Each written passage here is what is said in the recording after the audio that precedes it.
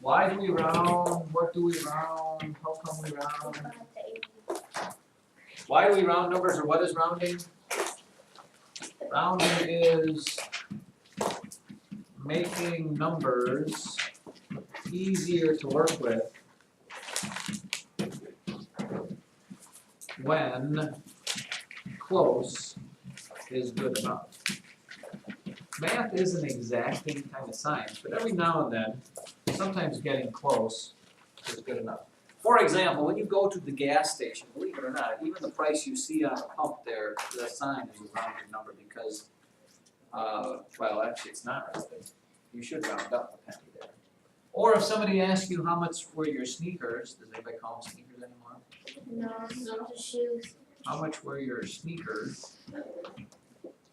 You don't usually tell somebody that they were $57.36 because they don't need to know all that gobbledygook. You would probably say, I'll round it and say they were about $60, just because it's easier to say, it's easier for them to comprehend. It's easier, you know. If you ask how much that car cost, you know, you'd probably say it's $40,000, rather than saying it was $36,785.29. Okay, rounding just makes numbers easier when needed. You know, sometimes when you're guessing, you know, you go to the store and you're buying, I don't know, you're buying some toothpaste, you're buying, I don't know, a gallon of milk, you know, you're buying what, a slab of cheese, and you want to know how much money you should bring. You probably don't figure it out to the nearest cent. You probably just go, oh, well, toothpaste is probably going to cost me $3, and milk will probably cost me $2, and cheese will probably cost me $3. If I take $8, I should be close or good enough. That's what rounding is all about. Usually in math, I mean, you can't tell me when you get an answer wrong, you're just rounding. Oh, I like that number better. Okay, but sometimes rounding does come into play. Was there a question back there? Somebody had their hand up, but I was kind of, I can't see the board, these aren't my right prescription. Are they your left prescriptions? Because maybe that's what the problem is. Would you like to move up here? Is that what you're saying? You find a place that works for you. So here's the deal. Rounding. Let's say I've got the number 782. And I ask you to round to either the nearest 10 or the nearest 100. Here is what you're thinking. When you round to the nearest 10, it's like you're counting by tens. Now, if you're counting by tens, you go 10, 20, 30, 40, 50, 60, 70, 80, 90. And if you think of a number line, what two tens would 782 be between? Well, this one gets a little hard. If you're counting by tens, you're not going to get to 782 until you get up to what? Counting by tens, you go 700, 710, 720, 730, 740, 750, 760, 770, 780, and 790. Those are the two tens that number would fall between. Well, where is that number? It's actually 782, which would be about right here. Which 10 is 782 closer to? Is it closer to 780 or is it closer to 790? If you're rounding to the nearest 10, Joseph, it's going to be 780. Well, what happens if it was 785 and it fell right in the middle? It fell right in the middle, John. Round up. Yeah, some guy just decided. There's not a good reason, by the way, to round up. But some guy said, okay, well, if it does fall in the middle, we're always, for right now, going to say round up. So 785 would go with that. Now, how does that change if we're rounding to the nearest hundreds?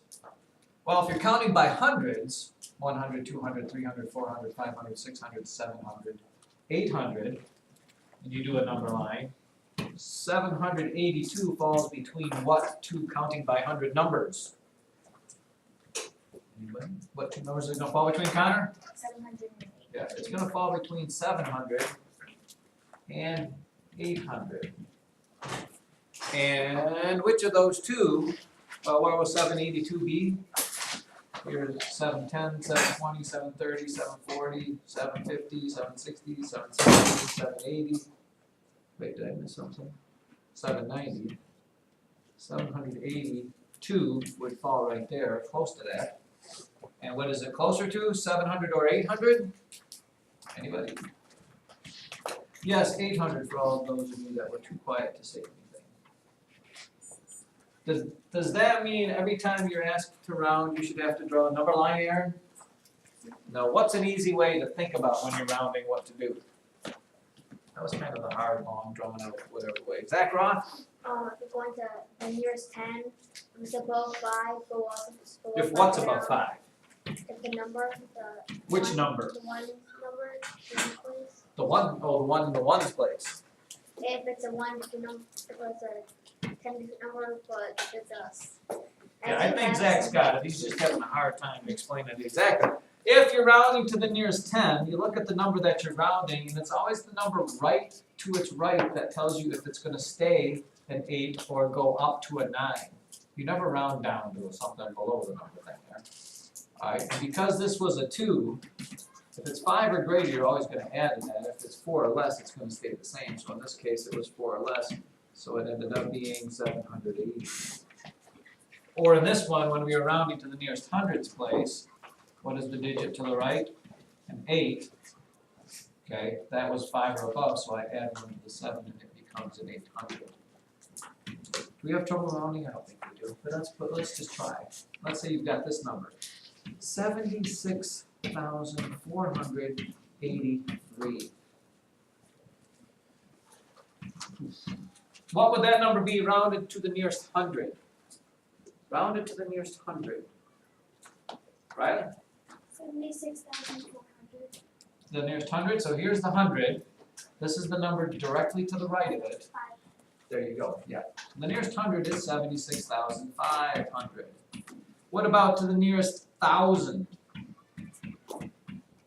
What would that be rounded to the nearest 1,000, Layton?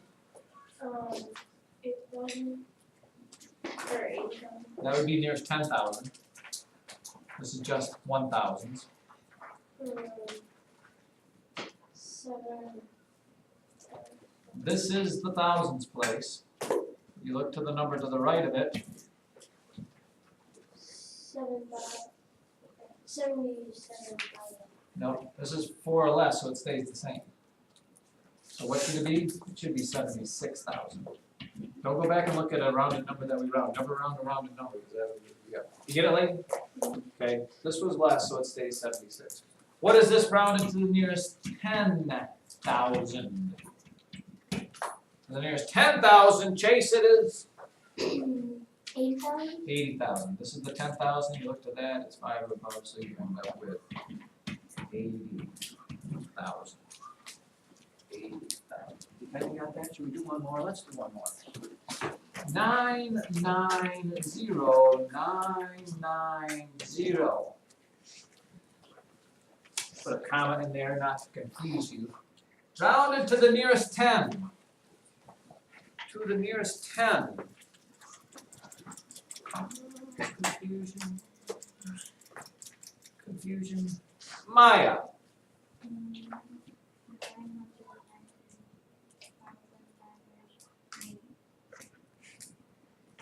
You're right, keep going.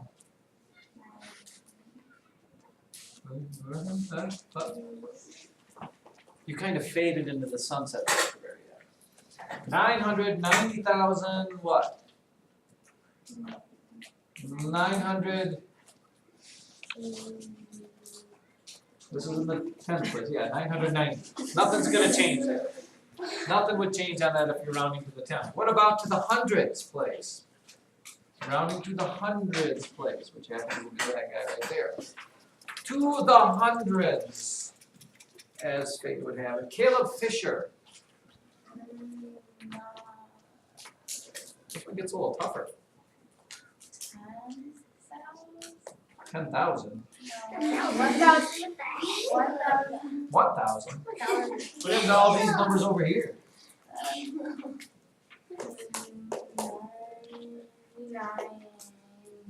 99. And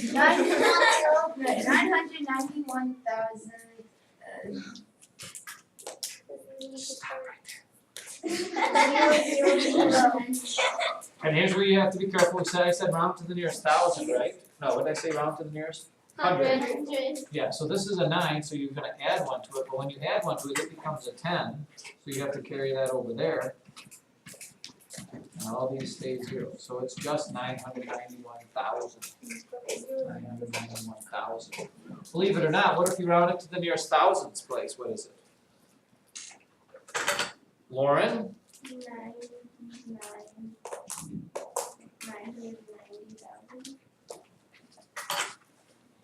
This is in the thousands place. Is this not 5 or above? Should you not add 1 to that? Should it not be? 991,000. Yeah, 991,000. What if I said round it to the nearest 10,000s place? Zach?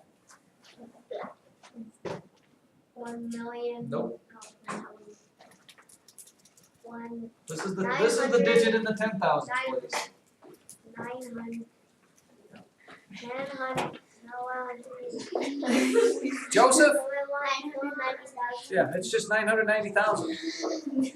This is in the 10,000s place. That's a 0, so everything stays the same. 990,000. What about to the nearest 100,000s place? To the nearest 100,000s place. Connor? 1,000,000. Why? Because this is the 100,000s. This says I add 1 to that. Well, when I add 1 to that, I get 10, which means I put a 0 and carry 1 over to the other place, and all the rest of these stay zeros. What if I'm rounding that to the nearest millions place? What's in the millions place right now? 0. But I still look to this to the right. What is that? A 9, so you have to add 1 to that. Rounded to the nearest million, this is 1,000,000. That is 1,000,000. Why? And again, let's look at it this way. If you're counting by millions,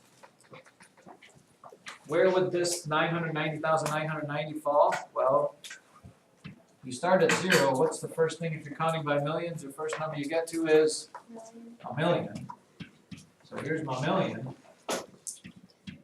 Where does 990,000 fall? Well, it's going to be way over here. If you're rounding to the nearest million, it would be. Now, the ultimate question for you. What if I was rounding that to the nearest 10 million? The nearest 10 million. The super stumper.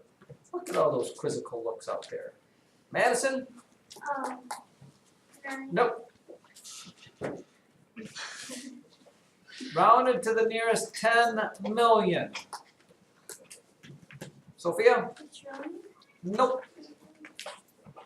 Maybe I should rewrite the number just so you can see. 990,990.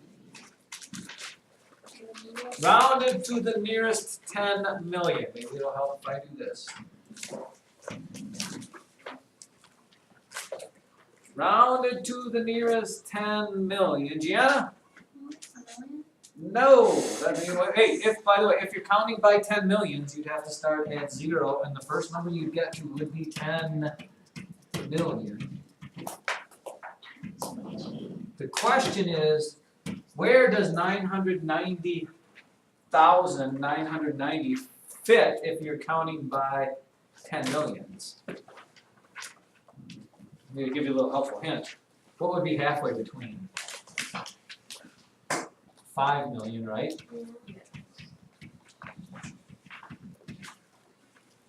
Well, if that's 5 million, if I go from 0 to 5 million here, where would 1 million be?